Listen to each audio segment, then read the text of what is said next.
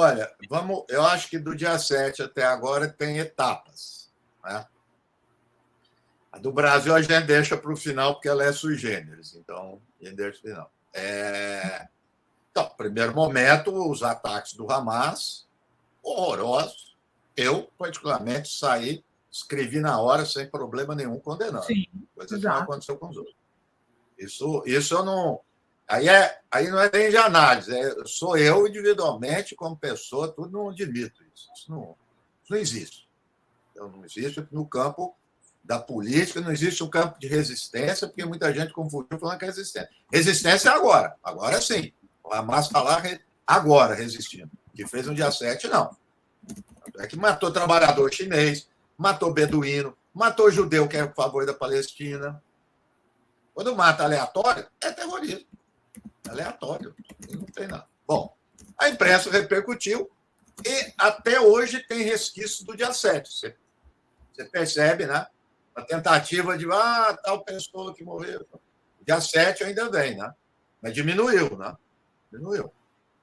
Passou para a segunda fase, que era o dia 7, e falar que precisava de resposta. Né? E a mídia repercutindo em Israel. E no Brasil, eu cheguei a discutir no Twitter, jornalistas da grande mídia, falando, assim, literalmente, que não viam problema nenhum em ter o Ministério da Defesa de Israel como fonte. Isso virou esse jornalismo, né? Lixo. Mas, enfim, isso foi mudando. Foi mudando. Então, na mídia americana, Washington Post e New York Times, não que tenha abandonado Israel, mas você já vê críticas. Tanto é que em 2020, eu posso errar na data aqui, mas teve outra crise de Gaza que o New York Times colocou as fotos de criança palestina na primeira página. As crianças foram mortas, numa outra ocasião. Então, isso tem aparecido. E aí, Sinara, vocês que são aí mais competentes que eu, sabem disso e estão atentos. Porque tem um limite que você pode pôr a narrativa que você quiser. Não tem jeito. É muito assintoso, é muito evidente, está muito na cara, como se diz, né, o que está acontecendo. Então, você veja, chegando aqui no Brasil, as pesquisas aí deram mais ou menos, quer dizer, a grande maioria condena os ataques do Hamas, com certeza, e a maioria condena Israel. Com toda essa mídia aí corporativa, fazendo um trabalho, repito aqui, não é ideológico, eu não quero trabalho ideológico, é trabalho sujo, não tem ética nenhuma.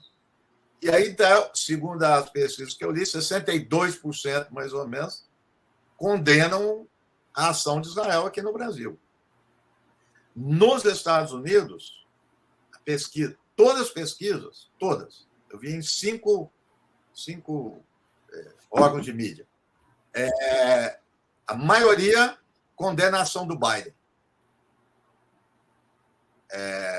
em relação à Palestina. Né? Nos eleitores democratas, até a semana passada, o Biden já tinha caído 11%.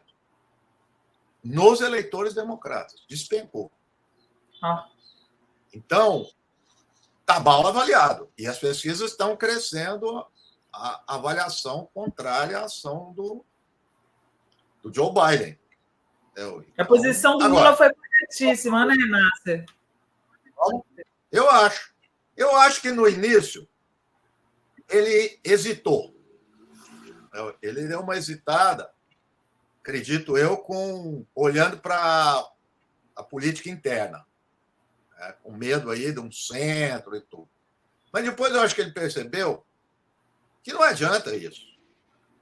Né? Não adianta, vamos dizer, moderar as avaliações em relação a Israel. E acho também duas coisas em relação ao Lula, pessoalmente. Eu não estou falando isso só agora. O Celso Amorim, para mim, é o melhor ministro da história do Brasil, um dos melhores do mundo. Mas ele não é assessor político. Era o Marco Aurélio. E o Lula falou isso uma vez, no velório do Marco Aurélio. Eu estava lá. Ele falou, ele disse, o Celso é o gabinete, o Marco Aurélio é a rua. Então, nós estamos faltando gente de rua para estar ao lado do Lula. Eu estou interpretando isso. E tanto é que o Lula, na hora que sai do Itamaraty, os discursos deles são mais contundentes. O Itamaraty fica dando aquela coisa. Ele disse, olha, continua afirmando que os ataques do Hamas são terroristas, mas diz que o Estado de Israel está fazendo genocídio, que o Netanyahu é um cara insano, né? E que quer destruir a faixa de Gaza. Coisa que eu repeti aqui. Qatar fala, aliado de Israel, Putin falou, vive falando com o Netanyahu. É isso. Quer dizer, os governos estão falando. Uma ministra do governo espanhol, declaração duríssima contra Israel. E aí, vai romper com a Espanha? Tudo. Então, acho que o Lula foi calibrando. E aí, eu acho que essas pesquisas, contrariamente ao que alguns estão pensando, vi colegas meus falando as bobagens, que o Brasil é da paz e o Lula não está falando isso. Contrário. Por quê? Porque a maioria das pessoas condenou o Hamas e a maioria da pessoa condenou Israel. Que é a posição do Lula. Véio. Eu acho que não tem nada a ver com esse negócio de opinião pública e caiu o Lula com isso, porque as pesquisas, a par disso do Lula, que fizeram sobre a guerra, eu acho que é a posição do Lula. E aqui no Brasil deu uma baixada de bola nas redes, mas me disseram, porque eu não assisto, faz quase 30 anos, sei lá, que ontem o Fantástico foi um show de horrores. Né? Eu não vi. Fazendo propaganda de Israel. Né? Foi, eu vi também os comentários. A Globo News, no início, só Israel, agora continua, majoritariamente, mas dando uma maneirada. Volta e meia eu escrevo lá, às vezes o Marcelo Lins responde para mim. Não, é umas coisas inacreditáveis, gente. Eu falei, se for para esse lado aqui, eu não sou do jornalismo, mas dei mais de 20 anos aula para jornalismo internacional. Todo mundo da Globo ia ser reprovado no primeiro ano de jornalismo. Eles não cumprem regra nenhuma de jornalismo. É um negócio inacreditável. Inacreditável. Eu estou falando da Globo porque às vezes aparece no meu Twitter, porque eu também não vejo. Mas às vezes aparece CNN aqui, tudo é uma tragédia. Então tá difícil. Mas só para finalizar, pegando o gancho do Azenha, na fala inicial dele, há uma perseguição muito grande no mundo contra a mídia independente. Então, lá o Jazeera, que é a única fonte de notícias que a gente tem até agora, e o Biden, não sei se você disse, teve encontro, ligou para o príncipe do Catar, falou para maneirar. O príncipe do Catar divulgou, Al Jazeera pôs a primeira página. Falou, o Biden está querendo tirar. Então, aqui, ali, no Brasil, todo lugar, tem pressão. Né? No mundo ocidental está pressionando as universidades. Lá na PUC, não alunos, gente de fora.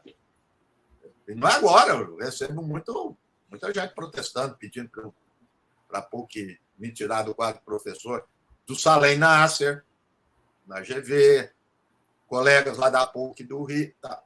Outro dia eu vi num colégio aqui de São Paulo, da Elite, foi demitida uma professora que fez crítica a Israel, foi demitida.